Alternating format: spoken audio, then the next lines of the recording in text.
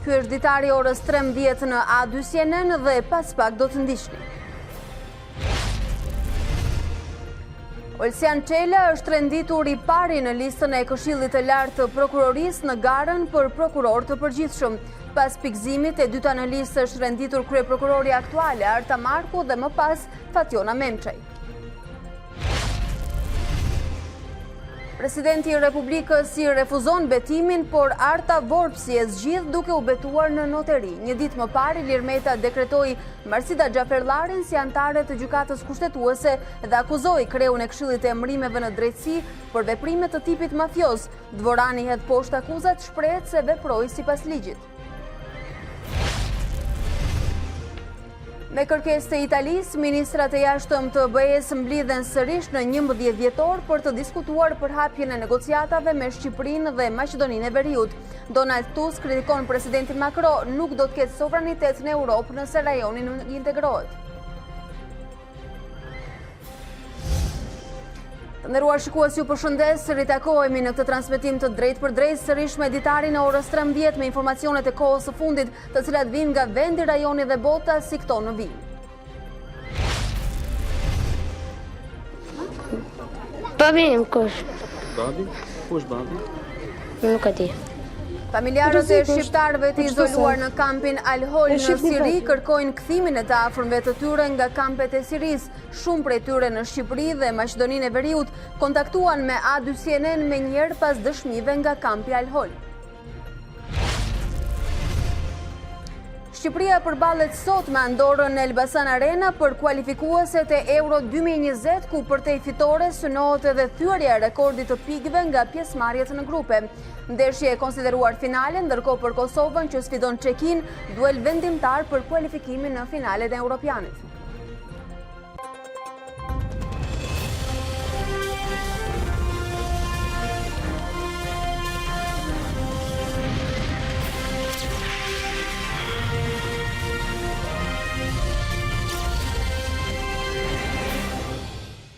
Të nderuar shikues, me të rejat e minutave të fundit nga aktualiteti, e nisim edhe këtë hapësirë informative të orës 13. Olsian Çela është renditur I pari në listën e Këshillit të Lartë të Prokurorisë në garën për prokurorin e përgjithshëm. Pas pikëzimit, e dyta në listë ishte renditur kryeprokurori aktuale Arta Marku dhe më pas Fatjona Memçaj. Kreu I KLP-s Gent Ibrahimi tha se procesi u mbyll me një standard të cilin shpreson ta mbajë edhe kuvendi.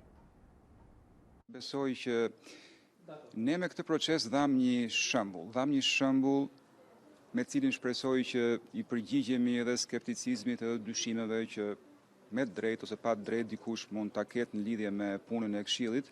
Edhe ky shembull patjetër duhet mbahet parasysh edhe nga kuvendi. Kuvendi ka kompetencën kushtetuese që zgjedhë secilin prej 3 kandidatëve, edhe të tretin në rast se dëshiron kuvendi, sidoqoftë besoj që në frymën e reformës, e cila I mshon fort meritokracisë, I mshon fort depolitizimit në procesin e përzgjedhjes së antarëve dhe drejtuesve të organeve të sistemit të drejtësisë, edhe kuvendi shpresoj do të marrë parasysh pozicionin e Këshillit të Lartë të Prokurorisë dhe do të votojë atë që ne renditëm të parë. Është momenti që mbi këtë zhvillim të kemi një komunikim të drejtë për drejtë në këto momente me reporteren e A2 CNN Andojna Labanin. 3 kandidatët për kryeprokuror kanë 4 shtylla vlerësimi, ku e fundit rezulton një material shtesë që ata mund të dorëzojnë për vlerësimin kundrejt tyre. E në fakt, kryeprokuroria e përkohshme Arta Marku, e cila me pikëzim rezulton e dyta në listë, ka dorëzuar një material të pazakontë, të cilën gazetari jon Andojna Labani tashmë e ka në duar dhe na e thot për çfarë bëhet fjalë. Po Andojna.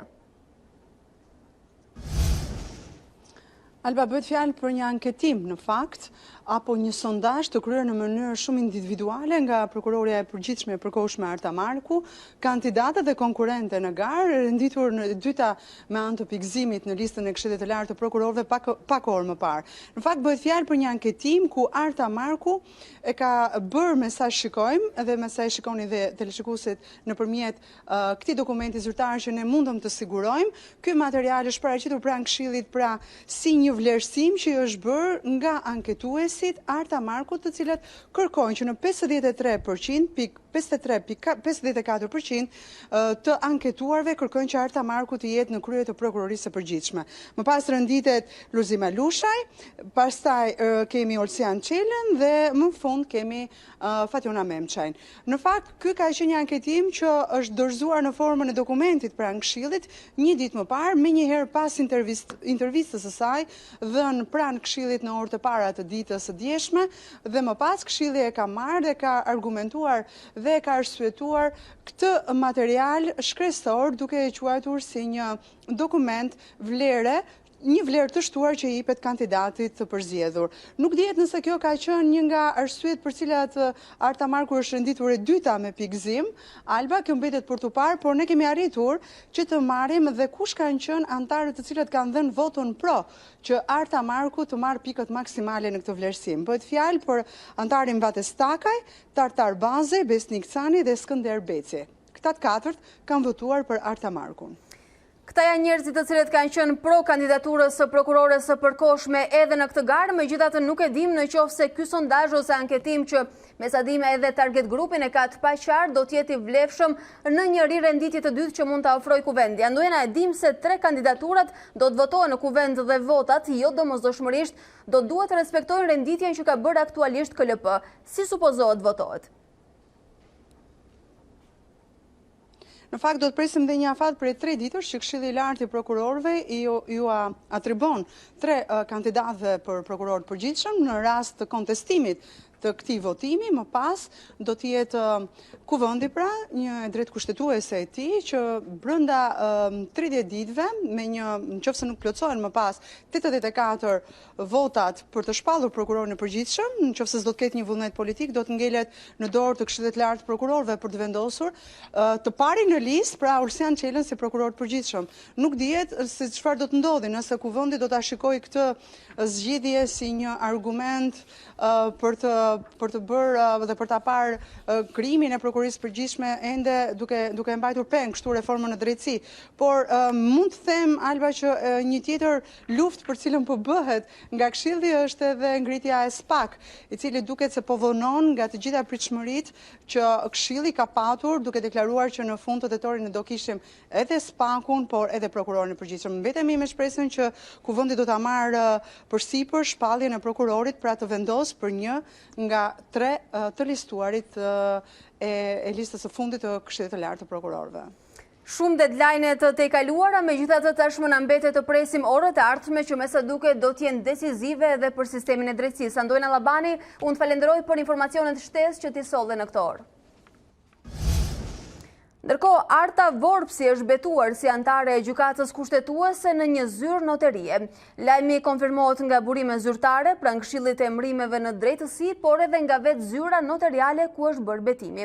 Për këtë procedurë, Vorpsi ka njoftuar institucionin e presidentit, Këshillin e Emrimeve në drejtësi dhe vetë gjykatën kushtetuese. A2CNN disponon dokumentacionin notarial të firmosur nga noterja Miranda Xhemalçe, e cila garanton se Arta Vorpsi është betuar si antare e gjykatës kushtetuese përmes një nënshkrimi deklarues. Në këtë shkresë të firmosur prej saj, Arta Vorpsi deklaron se në cilësinë e gjyqtare së gjykatës kushtetuese, të emëruar nga Këshilli i Emrimeve në drejtësi dhe të botuar në fletoren zyrtare, me vullnetin dhe gatishmërinë për të ushtruar menjëherë funksionin e gjyqtarit kushtetues dhe me dorën e vendosur mbi kushtetut, betohem se gjatë kryerjes së detyrave të mia do të qëndroj kurdoherë besnike Kushtetutës së Republikës së Shqipërisë.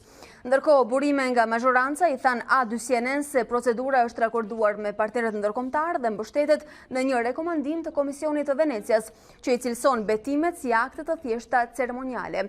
Presidenca e komentoi me ironi këtë zhvillim. Zëdhënësi Metës tha në media sociale se presidenti i Republikës nuk ndalon askënd të betohet as te noteria as te parukieria.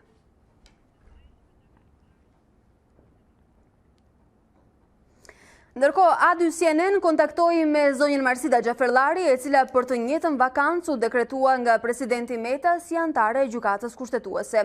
E pyetur nëse ishte njohur me betimin e Arta Vorpsit para noterës, ajo tha se nuk preferonte të komentonte. Nuk është në natyrën time të përfshihem në debate, aq më pak për natyrën e pozicionit në të cilin jam dekretuar, pohoi Xhaferllari sot për A2CNN. Ndërsa Ardian Dvorani, si kryetari i Këshillit të Emërimeve në Drejtësi, ka vepruar si mafioz, është kjo akuza e fortë e presidentit të Republikës, Ilir Meta, i cili kritikoi ashpër procesin e përzgjedhjes së anëtarëve të gjykatës kushtetuese. Presidenti dekretoi Marsida Xhaferllarin për vakancën e dytë që duhej të plotësonte. Meta shpërfilli procedurat me të cilat u shpall automatikisht fituese Arta Vorpsi, si anëtare e gjykatës kushtetuese, duke refuzuar ta presat në betim.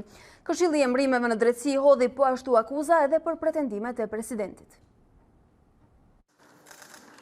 Ilir Meta doli para gazetarëve pasi dekretoi Marsida Xhaferllarin, anëtare të gjykatës kushtetuese, si emërimin e dytë që i takon presidentit nga lista me 4 propozime që i bëri Këshilli i Emërimeve në Drejtësi.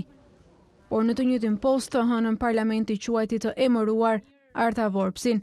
Kriza institucionale për presidentin Meta e ka zarafillën tek procesi i ndjekur nga Këshilli i Emërimeve në Drejtësi për përzgjedhjen e anëtarëve të gjykatës kushtetuese, që e emërtoi si proces mafioz.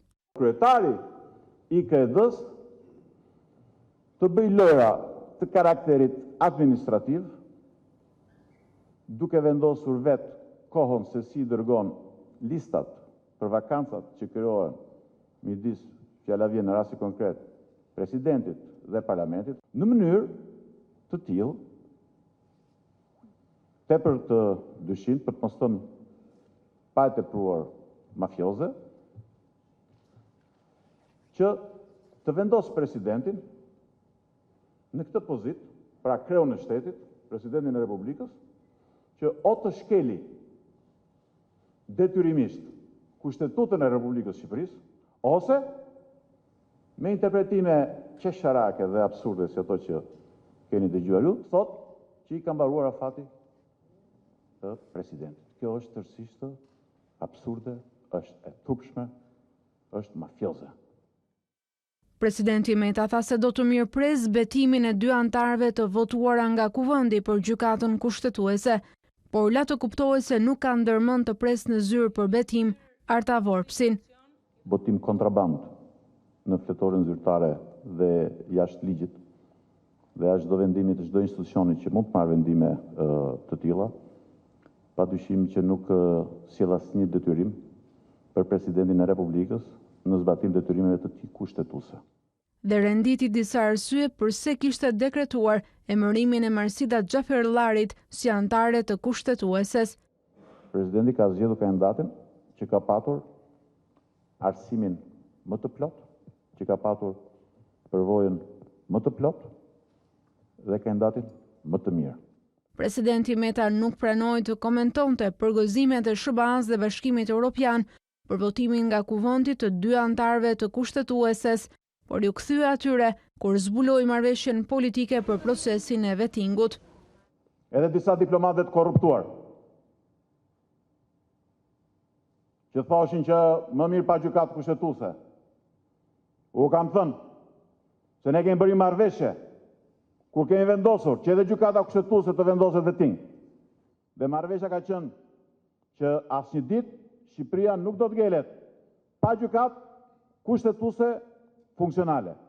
Dhe nuk ka ndodhur kjo situatë prej vettingut. Jo, kjo ka ndodhur sepse në krye të KED-s duhet vinte një ushtar i verbër i partisë. Gjatë komunikimit me gazetarët, Meta nuk pranoi të jepte një përgjigje nëse do të dekretojë një datë të re zgjedhjesh për bashkitë e Shkodrës dhe të Vorës. Deklarat me një gjuhë jo etike dhe jo institucionale, cilësoi kreu i Këshillit të Emërimeve në Drejtësi Ardian Dvorani, qëndrimet e përcjella dje nga kreu i shtetit Ilir Meta lidhur me procesin e përzgjedhjes së anëtarëve të gjykatës kushtetuese. Sipas Dvoranit, akuzat e presidentit Meta janë të pavërteta.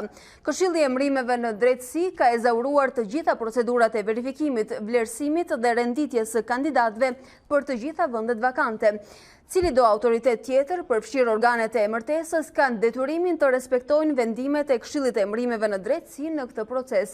Prandaj, ato janë të detyruar të mbledhin dhe të përmbajnë listave të publikuara për sa i takon renditjes dhe përbërjes së tyre.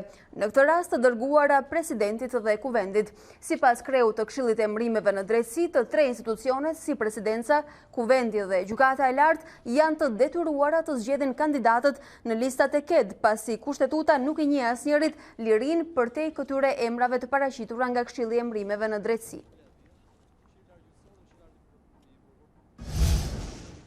Kryetari i Partisë Demokratike, Lulzim Basha, e ka cilësuar grusht kushtetues procesin që ka ndjekur Këshilli i Emërimeve në drejtësi dhe mazhoranca për emërimin e antarëve të rinj të gjykatës kushtetuese. Kryeopozitari tha se mazhoranca po tenton me çdo formë të bllokojë drejtësinë e pavarur. Për këtë qeveri është jetike ta ndalë, ta blokoj ose ta kap reformën në drejtësi. Këta nuk duan reformën në drejtësi. Këta nuk duan SPAK, sepse SPAK-u i pavarur nga politika, me prokuror të kualifikuar, të cilët nuk falen natën në surrel, është kërcënimi më i madh për aferat korruptive të kësaj qeverie. Këta nuk duan gjykatë kushtetuese. O ta bllokojnë o ta kapin. Kjo është alternativa e Edi Ramës për gjykatën kushtetuese. Sepse një gjykatë kushtetuese që nuk falet natën në surrel, një gjykatë kushtetuese që nuk është bët tenderim me përcaktim nga Ardian Dvorani, do të vendosë në mënyrë të pavarur e do të tregoj atë që treguat ju dhe gjithë shqiptarët që 30 qershor ishte një proces fals. Edi Rama dhe kjo qeveri kanë vetëm një qëllim, ta kapin ose ta bllokojnë reformën në drejtësi. Ne nuk mund ta pranojmë këtë. Kjo që po ndodh me gjykatën kushtetuese është një grusht i pastër institucional. Është një grusht kushtetues. Cili ka për qëllim që në vend që shqiptarët kenë gjykatën kushtetuese për cilën kemi 2 vite, 3 vite që kërkojmë të merren hapa për ta formuar, të kenë një kukull të regjimit. Është momenti të shkojmë në një tjetër lidhje të drejtë për drejtë, sërish me Elona Gjyrimin, e cila ndodhet pranë gjykatës kushtetuese. Në orën 13 ishte parashikuar të niste konferenca e kryetarëve, ku do diskutohet gjithashtu edhe për agjendën e nesërme për një seancë të posaçme parlamentare. Elona na tregon se si është parashikimi. Po Elona. Alba, sot do të përcaktohet nga konferenca kryetarëve se si do të jetë debati dhe si do të ndahet midis palëve por dekretin e presidentit ditën e djeshme për Marsita Xhaferllarin si antare të gjykatës kushtetuese. Kujtojmë që është një rast i paprecedent kur për të njëjtin post në gjykatën kryesore në vend kemi 2 antare. Gjithashtu dhe lëvizja e ditës së sotme e Arta Vorpsit që e bëri fakt të kryer duke u betuar para noterit emërimin e saj dhe betimin e saj si antare e gjykatës kushtetuese e thellon akoma më tepër krizën institucionale dhe përplasjen midis institucionit të kuvendit, Këshillit të Emërimeve në drejtësi dhe parlamentit. Por gjithashtu mbetet për të parë se në çfarë cilësie zonja Vorpsi ka mbritur sot në zyrën e saj në gjykatën kushtetuese si antare apo si këshilltare ligjore, post të cilin e ushtron prej disa vitesh në këtë gjykatë. Elona, do duhet të presim përfundimin e konferencës së kryetarëve. Unë falenderoj për këto detaje që solle për ne. Do të kemi komunikime të tjera bashkë për të parë dhe vendimet se çfarë do të ndodhe edhe nesër në seancën e posaçme. Faleminderit ty.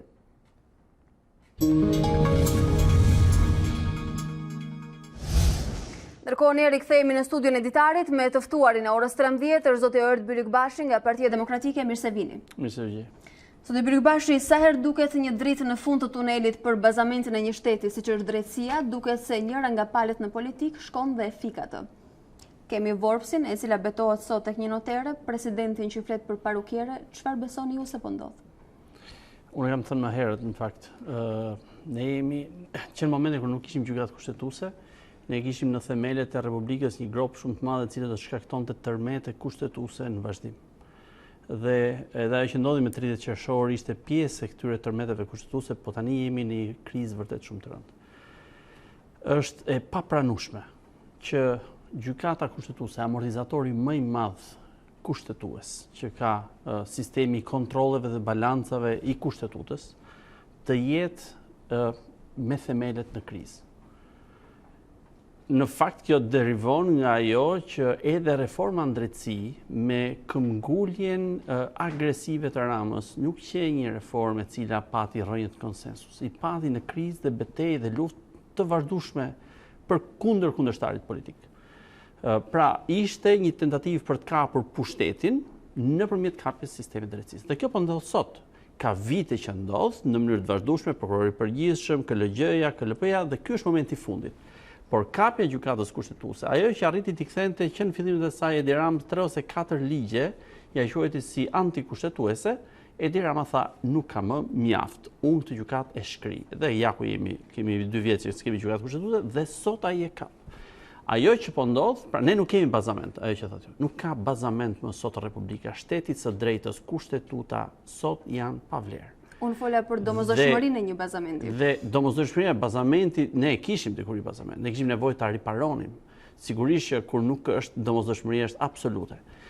Po një kushtetutë e cila nuk ka një gjykatë kushtetuese, siç thoshte edhe Presidenti i Republikës, dhe është absolutisht e vërtet. Ka vlerën zero, sepse është i vetmi gardian është gjykata kushtetuese. Kjo që po ndodh është një më shumë se sa një farsë, është një maskaradë e jashtëzakonshme. Shihni, sot majoranca ka thirrur divizionin e parë sulmues, Parlamentin e Shqipërisë për sulmuar përsëri Presidentin e Republikës. Si u thoni se po përgatisë një sulm të radhës? Është një puç kushtetues i jashtëzakonshëm. Pra, zoti Viljubashi, duhet flasim për kapje të sistemit të drejtësisë, ndërkohë që flasim ore sekond për një sistem drejtësie të ri dhe të rikonstruktuar në të gjithë pamjen e saj. Kjo është diçka në të ardhmen. Vazhdoni ta quani një ëndër. Megjithatë, më thoni ju kush është gjykata që gjykon sot çështjet kushtetuese? Kush është gjykata lartë që zgjidh çështjet? Këshilli lart gjyqësor dhe Këshilli lart i prokurorisë nuk janë gjykata. Komisionet e vettingut nuk janë gjykata. Qytetarët e Shqipërisë po shohin se si shumë shpejt gjykatat e apelit do të zhduken, nuk do të ketë. Ndoshta me drejt gjyqtarët atje mund të jenë pjesa më e madhe të korruptuar. Fakti është ku do të ankohen qytetarët e Shqipërisë për padrejtësitë që i bëhen nga administrata më pas nga shkalla e parë e gjyqësorit. Nuk ka. Më vonë do të shkërmoqet dhe shkalla e parë. Pra ata që kanë hall me njëri tjetrin, punë pronësh, punë kontratash, por nuk e kanë me shtetin, nuk do të kenë mundësinë për drejtësi. Pse? Sepse sistemi i drejtësisë 3 vite e gjysmë mbasi ne miratuam me 140 vota, sot nuk është akoma. Zoti Viljubashi, po flasim për hallkat më të rëndësishme dhe qendrore të një vendi. A është kaq e thjeshtë zbarkimi i përgjegjësive dhe kompetencave nga njëra palë tek tjetra, Këshilli i Emërimeve në Drejtësi, Presidenca, Kuvendi, kush i theu i pari rregullat e lojës, sepse të gjitha palët akuzojnë njëra tjetrën sot për shkelje procedurale? I pari e shkeli Parlamenti. Shkeli marrëveshjen kushtetuese të 21 korrikut, që u materializuam me kushtetutën 22 korrikut 2016, ku masi ne ram dakord për atë tekst kushtetute, duhet vazhdonin dhe 7 ligjet në mënyrë konsensuale. Xhbëri i miratoi kjo majorancë, ajo Partia Socialiste në atë kohë miratoi me votat e saj ligjet si dhe shqefi. Dhe ky ligj i gjykatës kushtetuese është një nga ligjet madje është miratuar kur opozita kishte dalë nga Komisioni i Reformës së Drejtësisë. E miratoi e vetme me gjithë këto gafa të rënda që ka, po jo vetëm e kaq. Ka bërë gjëra që janë haptasi antikushtetuese. Ç'po ndodh? Këshilli i Emërimeve në Drejtësi është sajesa monstruoze e sistemit të drejtësisë që u arkitektua që në fillim e saj për kapjen. Këshilli i Emërimeve në Drejtësi fillimisht ishte një organ me emra të përveçëm, që do të pagoheshin 6 milion lekë vjetra secili, që ishin njerëzit e afërt, familjar, kushërin, kunetër e tjerë, do të ishin ata në këtë, dhe do të kontrollonte të gjithë emërtesat e sistemit. Betejë jonë bëri që të reduktohesh në mënyrë drastike, por mbeti një pjesë toksike, kjo që ndodh sot. Cila është asistenca që jep në këtë drejtim Këshilli i Emërimeve në Drejtësi për kapjen e sistemit ose kontrollin? Asistenca për kapjen, ju a shpjegoj në mënyrë fare thjeshtë. Këshilli i Emërimeve në Drejtësi, që praktikisht asnjë nuk i njeh anëtarët e tjerë, gjithë njohin vetëm Dvoranin, se kjo i duhesh, Dvorani i duhesh majorancës Edi Ramës që të vinte, që t'i bënte këtë punë, punët e pista të kapjes së sistemit të drejtësisë. Bllokuan KED-n e parë që ishte në fundin e vitit 2016. Duhet të ngrihesh KED-ja e parë. Ishte KED-ja e përkohshme quhesh në atë kohë. Bllokuan KED-n e 2017-s sepse tha Fatmir Xhafa, kryetari i Komisionit Ligjeve, duhet vetting, pa vetting nuk funksionon. Pse? Se shorti që i ra asaj KED-je, që mund të kishte filluar këtë punë dhe ta kishte mbaruar që në 2017, nuk i leverdiste. Ra shorti i 2018-s, KED-ja e 2018-s u bllokua me të njëjtën arsye. madje me presion mbi antarët e KD-s që ishin gjyqtarë dhe prokurorë që ju ikni po guxuat të filloni punën, iku dhe KD-ja 2018-s. Pritën derisa erdhi Dvorani dhe disa të tjerë askush nuk i njeh në KD, kush Dvorani që është sot 5 vjet pa mandat si gjyqtar i gjykatës lartë, qëndron kundër një vendimi të gjykatës kushtetuese para 3 vitesh që thotë të largohet nga gjykata e lartë dhe vjen nga gjykata e lartë dhe merr kontrollin për të bërë çfarë? Pikërisht këtë që është. Kush është mekanizmi?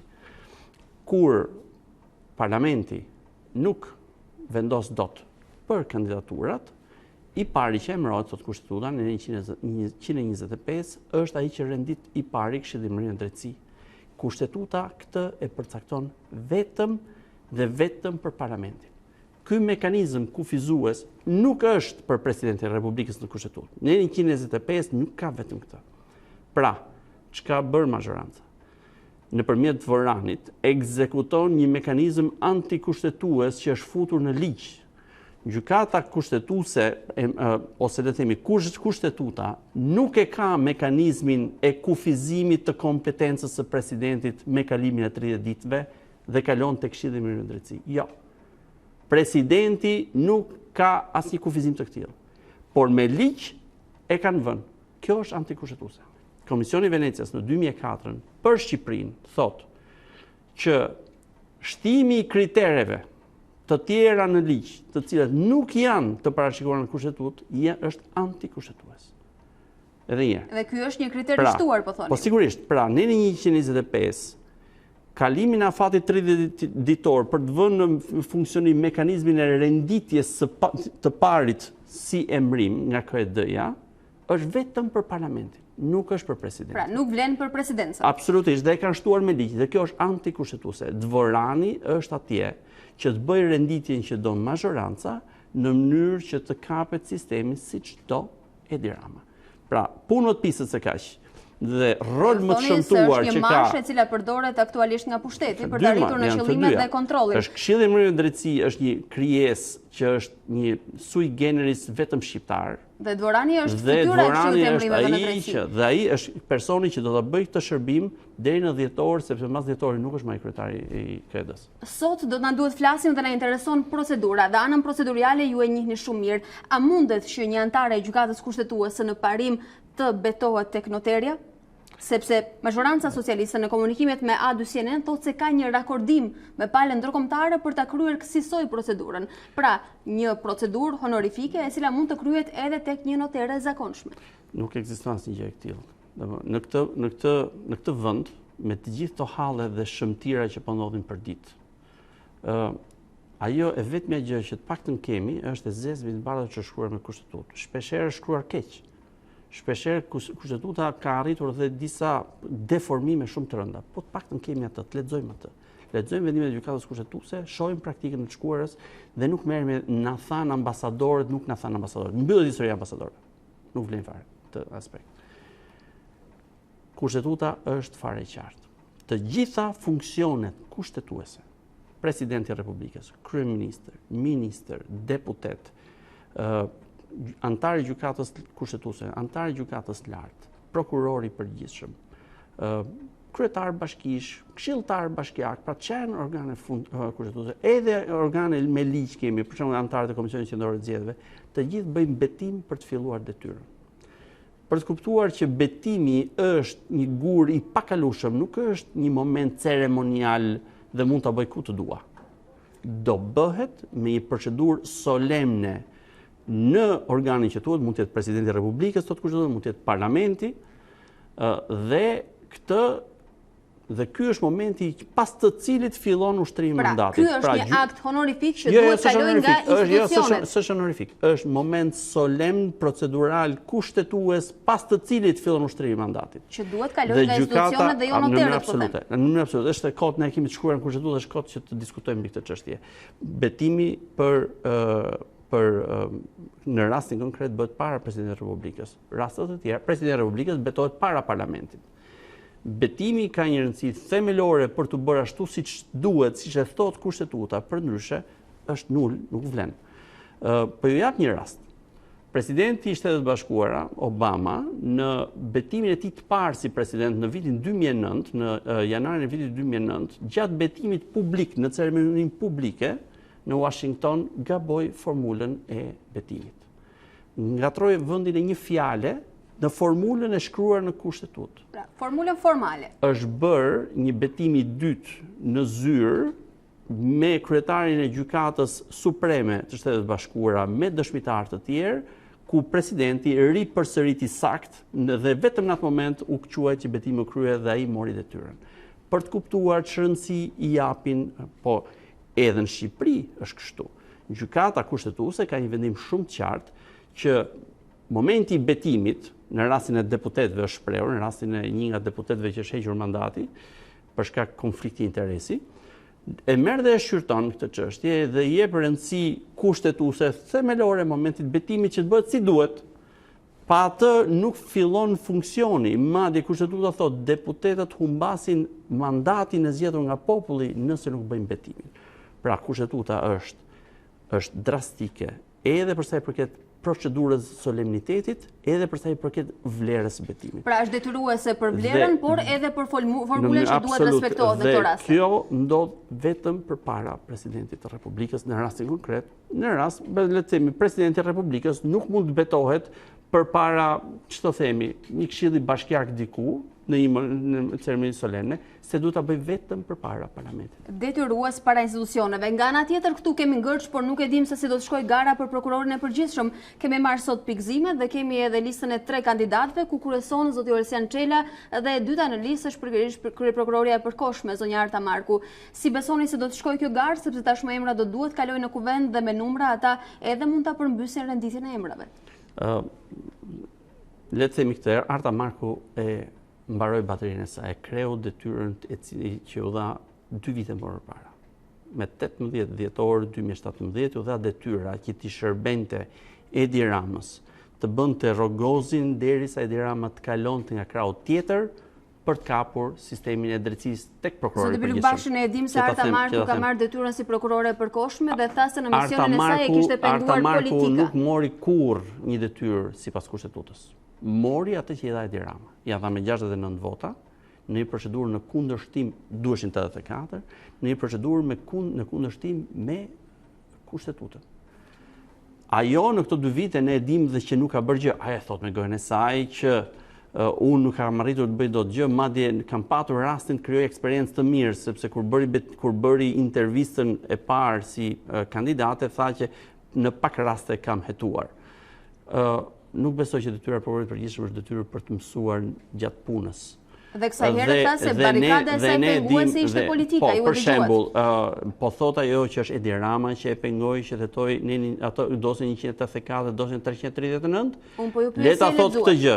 Ajo që dim ne sot, që din gjithë shqiptarët, është që nuk ka bërë asgjë për të goditur krimin organizuar, korrupsionin dhe krimin zgjedhor, që kërkon jo vetëm Odiri, por kërkon dhe Bundestagu, dhe edhe peshit e mëdhenj të korrupsionit politik. Ku janë? S'ka bërë as dhe një gjë.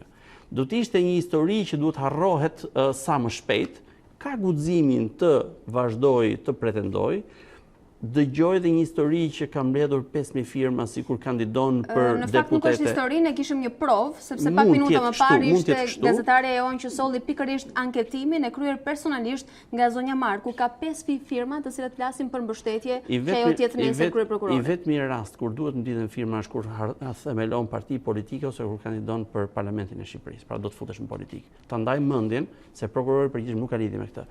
Por le të themi një gjë. Edi Rama, unë kam thënë këtë para se të zgjidhesh Arta Marku. Kam thënë që ai që do të zgjidhet, do të qëndrojë në detyrë me këtë maskaradë që po harton Edi Rama, do të qëndrojë në detyrë derisa t'i kryej, t'i japi mundësinë Edi Ramës që të kapi prokurorin e përgjithshëm. Kjo do ndodhi. Këtë ta mbledhim mendjen. Sepse prokurori i përgjithshëm që thuhet që miratohet me 3/5 e votave, Edi Rama bëri çmos që skenën politike ta sillte në mënyrë të tillë që t'i ketë ai të gjitha votat për ta miratuar. Dhe ja, ai do të vër këtë i doj qefi. madje nuk është një çudi që të miratojnë dhe një të katërt që s'është fare kjo lista dhe thonë përsëri na e thanë ndërkombëtarët në këtë. Zoti Bylik-Bash, nëse flasim për këtë do qefi dhe ne kemi 3 kandidatura të cilat I njohim, si janë 2 kandidatura tjera në raport me kredibilitetin? Unë nuk do doja të bëj asnjë lloj komenti mbi individ të cilët konkurrojnë për të marrë një post publik. Në këtë lloj situate kushdo që futet në këtë lloj procesi, në këtë lloj procesesh, sigurisht e ekspozon veten e vet ka një gjykimi politik dhe publik në lidhje me sa po jep mundësinë një krau politik që të kapi pushtetin. Pra kushdo që do të shkojë aty do bëj këtë, mund të jetë profesionist shumë I mirë dhe unë nuk mund të hyj në këtë, jemi shpeshherë me koleg, por në rastin konkret, kushdo që I ofrohet politikës së kryeministrit që të kapi pushtetin, sidomos atë drejtësisë, kjo është një gjë e papranueshme për mua, kështu nuk bëj komente në këtë aspekt, unë bëj komente vetëm në aspektin politik. Ta mbledhim mendin, ajo që po ndodh kjo është e fundit fare.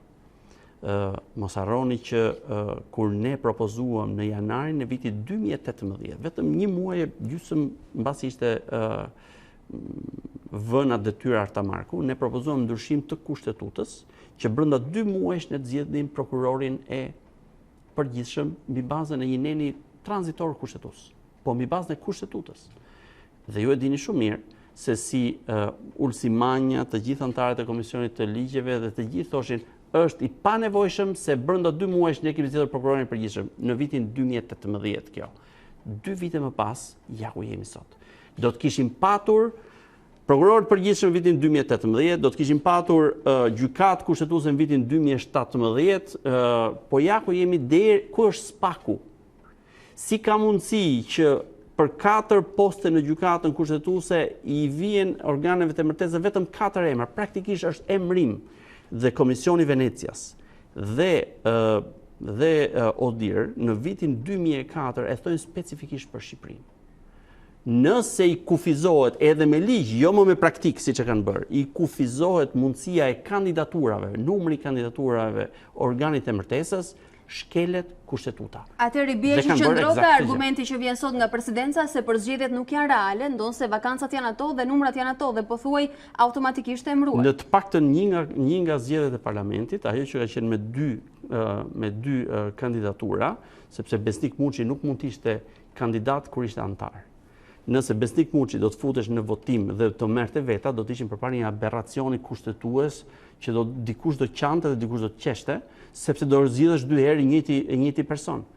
Nëse je kandidat, hyn votim. Jo me që je antar të fusim për kandidat sa për të bërë numrin dhe më pas e të skartojmë në rrugës. Pra ajo vakancë është ende bosh sot. Njërën e ka zgjedhur parlamenti, një nga zonjat që u zgjodh, nuk ju fare, domethënë, pra I kanë bërë procedurën në mënyrë të tillë parlamenti. Kjo I hapi rrugën presidentit për të bërë dekretimin e kandidaturës që përzgjodhi presidenti nga lista prej 3 emrash që I mbetesh dhe pra kemi një post vakant që I takon parlamentit. Janë 2 poste vakante që I takon parlamentit ende. Një është I presidentit dhe ke 3 emrat e gjykatës kushtetuese. Duke se do takohemi prapë në këtë studio me pikpyetje dhe dilema të reja mbi drejtsinë, unë ju falenderoj që ishit sot këtu. Jam I sigurt që deri atëherë opinioni publik do të shohë akoma edhe më shumë kaos në gjithë këtë rrëmuj të jashtëzakonshme kushtetuese që po ndodh me sistemin e drejtësisë, me shtetin e drejtë në Shqipëri. Dhe kjo është tragjike. Urojmë të mos keni të drejtë me parashikimin. Faleminderit që ishit këtu. Faleminderit.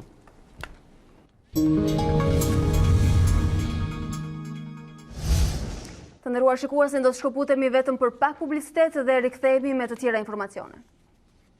Hapja e negociatave për Shqipërinë dhe Maqedoninë e Veriut kthehet në agjendën e Bashkimit Evropian.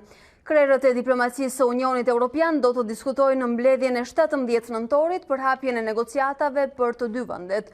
Futja në agjende e këtij diskutimi është bërë me kërkesë të Italisë, e cila ka kërkuar me këmbgulje që Tirana e Shkupi të marrin dritën jeshile për negociatat. Pritet të shihet qëndrimi që do të mbajë Franca dhe Olanda që kundërshtuan në tetor përparimin e 2 vendeve drejt BE-s. Këshilli Evropian pritet të mblidhet në dhjetor, por nuk do të ketë vendim për negociatat e antarësimit.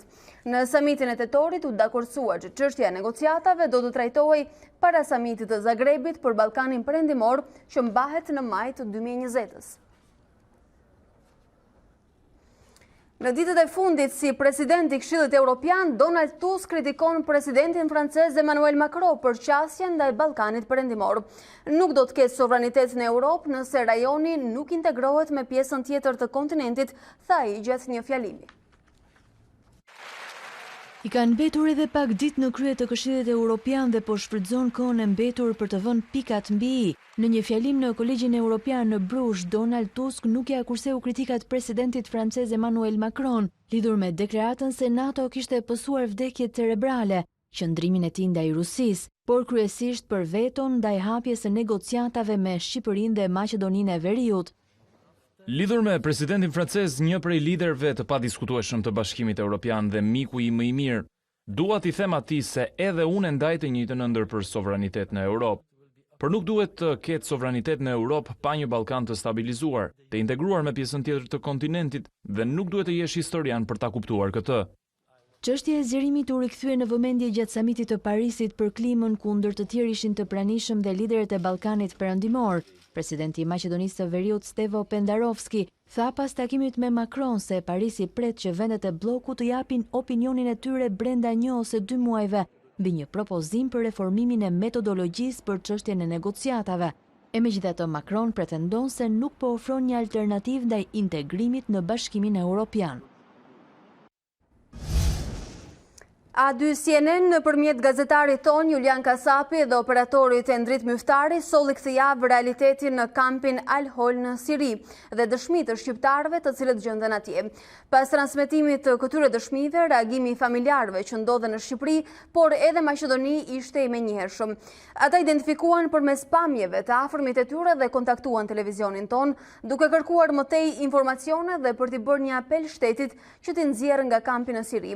Ishte fillimisht Xhaxha i Voglushit nga Gosivari. Grupi i menaxherimit udhtoi drejt Gosivarit menjëherë ku mësoi edhe identitetin e Voglushit. Ai quhej Osama dhe ndodhej në kampin Al-Hol bashkë me motrat e vëllezërit e tjerë. I ngjashëm ishte edhe rasti i Elvirës, e cila nga komunikimet me të ëmën ka mësuar se gratë e familjes gjenden pikërisht në kampin Al-Hol. Përballë kësaj situate, duke njohur vështirësinë e operacionit të riadhesimit, Elvira ka kërkuar që të paktën 2 motrat e saj, 4 dhe 8 vjeç të kthehen sa më parë. Nga i njëjti fshat, një kërkesë për ndihmë vjen edhe nga familja Balliu. Janë të shumta rastet dhe kontaktimet që ne kemi pasur edhe nga familje të tjera shqiptare, që janë drejtuar studiove tona për të kërkuar me spamjeve nëse dallonin fytyrat e të afërmve të tyre, apo duke kërkuar ndihmë në rikthimin e tyre pranë familjeve. Por ky mision i grupit ton të xhirimit është vlerësuar edhe nga Ministri i Diasporës, Pandeli Majko. Ishte një mësim i mirë për diplomacinë dhe shërbimin informativ, u shpreh ai. E ndjekim. Ishte një mësim i mirë administrativ edhe për diplomacinë tonë, për shërbimin tonë informativ dhe për gjithë strukturat, përfshirë të Ministrisë Brendshme. Besoj që pat angazhim dhe një mësim nga ajo që po ndodh në vazhdim. Nuk besoj se ka nevojë këtu të diskutohet mungesë interesi. Këtu mund të diskutohet mungesë eksperience, po jo mungesë interesi. Por ishte shumë e thjeshtë procedura, siç shkoi A2 CNN, zoti Majko. Po them edhe një herë, është mungesë eksperience. Dhe gazetarët kanë disa cilësi tjera, diplomatët kanë disa cilësi tjera. Sot që flasim, Siria është shesh lufte. Dhe ne mund mbanim përgjegjësi nesër për dikë që mund të mbiste jetën. Nuk po them që jeta një gazetari kushton më pak apo më shumë, por nga ndonjëherë burokracitë e institucioneve ndryshme duhet mësohen që të jenë aq fleksibël sa që janë gazetarë të guximshëm dhe të mos mbyllen në përzyra. Por mendoj që fakti që ministri i Brendshëm shkoi vetë në krye të aksionit për shembull për rastin e Alvinit apo për raste natyrave të tilla do të ketë të njëjtin angazhim. Vetëm fotografinë se në kamp nuk ka qenë. Në kamp nuk ka qenë, vetëm për po duhet shkonte në kamp, duhet merrte edhe një automatik, edhe një antiplum dhe ju të kënaqeshit nga gjithë filmi me Chuck Norrisin. A2 CNN ka qenë atje brenda. Ta lutem tani A2 CNN, bravo qoftë që ka bërë këtë, ka sfiduar administratën shqiptare, po mos kërkoni që ministri të shkojë në kamp. Mos kërkoni budallëqe. Zoti Maj.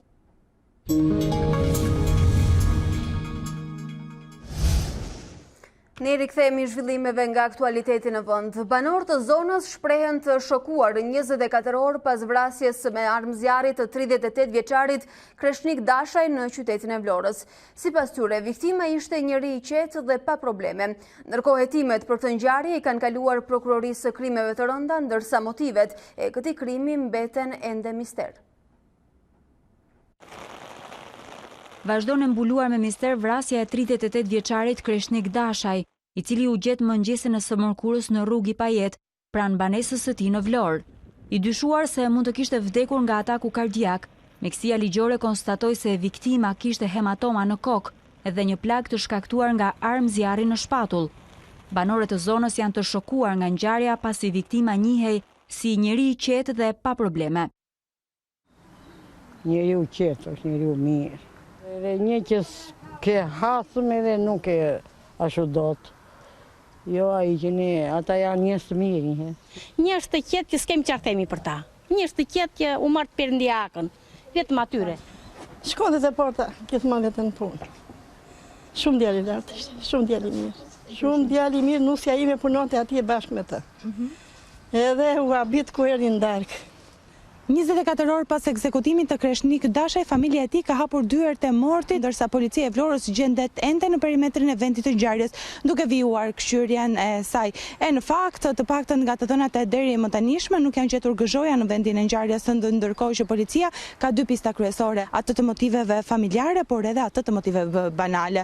Ngjarja ka kaluar tashmë krimeve të rënda, ndërsa pritet që të ketë detaje të tjera rreth ekzekutimit. Diabeti po prek gjithnjë më shumë persona, duke rritur në mënyrë të frikshme numrin e personave të prekur nga kjo sëmundje. Në rrethin e Shkodrës konstatohen çdo ditë 3 deri në 4 raste të reja të personave me diabet. Madje nuk mungojnë as rastet kur pacientëve u kanë filluar efektet e sëmundjes, të cilën nuk e dinin që e kishin për shkak të mungesës së kontrollit periodik shëndetësor. Në ditën botërore kundër diabetit vinë shifra shqetësuese të personave të prekur nga kjo sëmundje në rrethin e Shkodrës. Përveç rasteve që konstatohet si sëmundje, nuk kanë munguar as rastet kur personat kanë qenë në fazën e efekteve dhe pasojave të kësaj sëmundje, pra në një fazë të avancuar, çka tregon për neglizhencën në mos kontrollin periodik shëndetësor. Kequshqyrja, mungesa e aktivitetit fizik dhe trashëgimia janë ndër shkaqet kryesore të përhapjes së kësaj sëmundje. Edhe në Shkodër ka një rritje, do thosha, të frikshme deri diku të numrit të rasteve me diabet për herë të parë. Njëkohësisht edhe për cmur që paraqiten dhe me ndërlikime për herë të parë. Me thënë, për cmur që nuk e dinë që kanë pas diabet në vite. Fatkeqësisht, rast cmurt janë të shtuar dhe do thosha është një shifër nuk e frikshme, sepse shohim të paktën 3-4 raste të reja çdo ditë. Mjeka këshillon për një ushqim të shëndetshëm, aktivitet fizik, ashtu sikur se apelon që personat të kryejnë periodikisht kontrollet mjekësore. Gjithashtu ajo apelon që personat e prekur të mos marrin ilaçe në farmaci pa u këshilluar më parë me mjekun. Ka raste që vetë mjekohen, edhe që nuk vinë asnjëherë te mjeku, po direkt te farmacisti, marrin ilaçe si masçe ose marrin ilaçet e njëri tjetrit. Kjo është shumë e dëmshme sepse dhe mjekimi është në varësi të moshës, aktivitetit fizik që bëhen, të tolerancës që ka vetë pacienti me dietën, me aktivitetin fizik, po qoftë edhe me mjekimin. Sepse diabeti në fillim fillohet me dietë dhe me aktivitet, gjithmonë tek persona që janë mbi peshë dhe që bëjnë jetë sedentare, pra me ndryshimin e stilit jetesë dhe pastaj vinë medikamentet.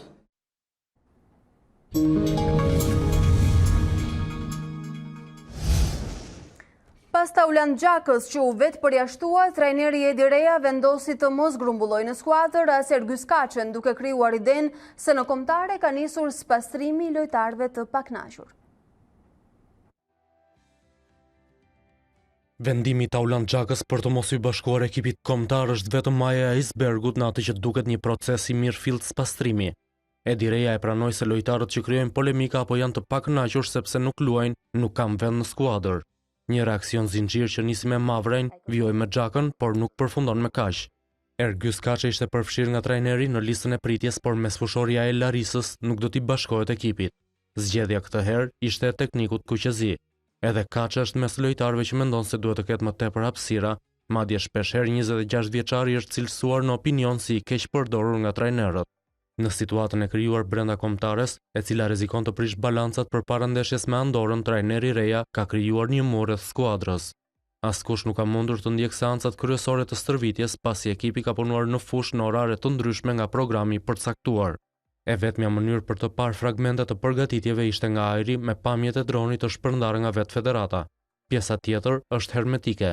Reja pranoi se Shqipëria do të vijojë të luajë me skemën 3-5-2, por dilemat për formacionin nuk mungojnë. Në port pritet të luajë Strakosha me Berishën që është gati për çdo rast dhe mbrojtja nuk ndryshon. Në mesfush Bare është i paprekshëm, Memushaj mendohet të sakrifikojë dhe Ramadani është në balotazh me Ndojnë, ndërsa Hysa e Lenjani nga krahët do të ndihmojnë në fazën sulmuese, aty ku nga minuta e parë pritet të aktivizohen Balaj dhe Manaj. Kosova luan sot një nga 2 ndeshjet më të rëndësishme që prej pranimit të saj në UEFA të ndaj Çekis, me Vedat Muriqin që mungon për shkak të një dëmtimi, trajneri Bernan Çalendes duhet të marrë masa për të gjetur futbollistët e duhur në repartin e sulmit, ndërsa Dardanëve i intereson vetëm fitoria. Kosova lufton për kualifikimin në Euro 2020 pasi ndodhet në vendin e tretë me 11 pikë, një më pak se Çekia në grupin që udhëhiqet nga Anglia me 15 pikë. Pas 3 ditësh në Prishtinë do të zbresë dhe përfaqësuesja e treluanëve në një tjetër ndeshje të rëndësishme që varet nga rezultati i sotëm. Sipas mesfushorit Valon Berisha, Kosova do të ketë 90 minuta luftë përballë Republikës Çeke. Për trajnerin Çalendes, securia e Kosovës ishte e paimagjinueshme pas hedhjes së shortit. Dueli i parë në Kupat e Europës për skuadrën e Erzenit triumfues përballë Partizanit në ndeshjen e luajtur në kryeqytet, shijakasit triumfuan pastër 3-0 me sete, duke hedhur një hap të rëndësishëm drejt kualifikimit.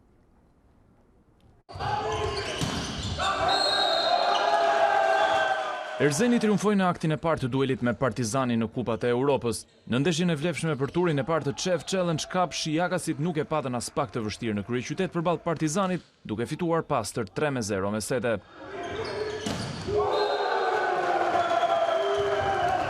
Erzeni u shpreh mjaft mirë në fushë, duke treguar maksimumin ndryshe nga Partizani që vuajti mungesën e përvojës në një përballje të kësaj rëndësie. Nuk e prisja këtë performancë të skuadrës time.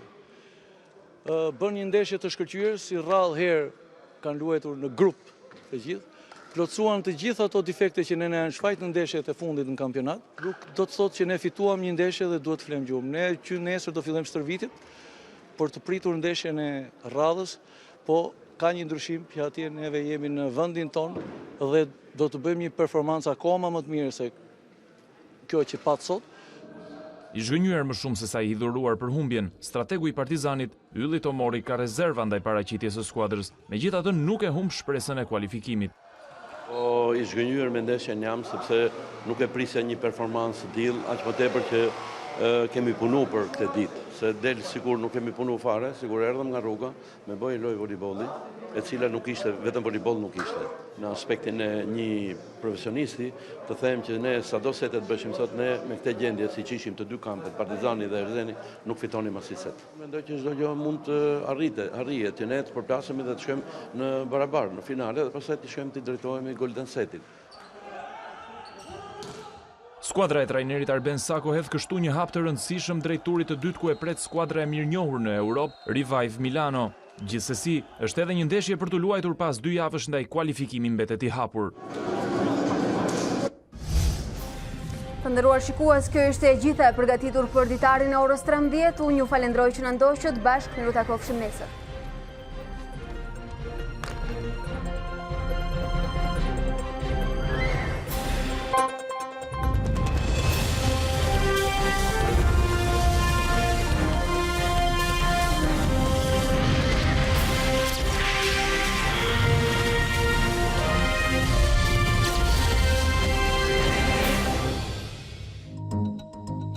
Unë jam Alba Lishani dhe ky është Ditari në A2 CNN.